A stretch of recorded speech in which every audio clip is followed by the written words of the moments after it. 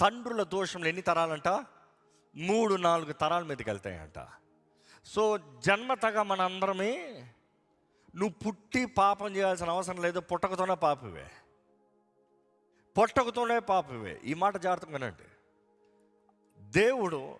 దేవుని రాజ్యం, తండ్రి అయిన దేవుడు, ప్రియకుమారుడు, పరిశుద్ధాత్ముడు, దేవుని రాజ్యం వెలుగు.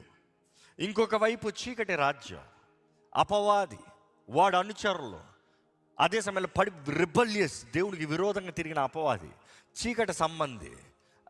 ఇట్ ఇస్ ఆల్ లైస్, అబద్ధములు, మోసములు, అన్యాయములు, దాడులు, ఇవే. బట్ దెన్ ఈ 2 రాజ్యముల మధ్య యుద్ధం. మీరు ఏ రాజ్యం వైపు ఉన్నారు? నేను చెప్తాను జాగ్రత్తగా. ఈ ప్రపంచంలో ఎన్ని పాలిటిక్స్ ఉన్నాయి, ఏమంటావు, ఎన్ని పార్టీస్ ఉన్నాయి, ఇవి కాదు. I'm asking about there are only 2 kingdoms. Which side are you? ఎటువైపు ఉన్నారు? 2 మార్గములు, జీవం, మరణం, ఆశీర్వాదం, శాపం, ఏది కావాలో కోరుకో. ఎటువైపు ఉన్నారు మీరు? ఈరోజు మిమ్మల్ని అడుగుతున్నా, వెలుగు సంబంధులుగా ఉన్నారా లేకపోతే చీకటి సంబంధంగా ఉన్నారా?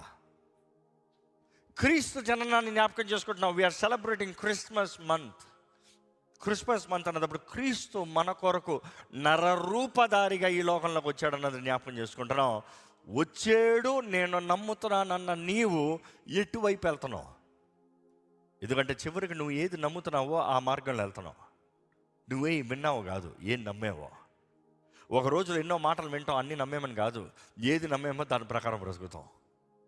నేను నమ్మేనండి, కానీ నేను వేరే మార్గంలో ఉన్నాను కాదు. నీవు ఏది నమ్ముతున్నావో అదే నువ్వు బ్రతుకుతున్నావు. అందుకనే వాక్యం తెలియజేస్తుంది, మనస్సు మారుతనే కానీ బ్రతుకు మారదు, మనస్సు మారుతానే కానీ జీవితంలో జయం ఉండదు.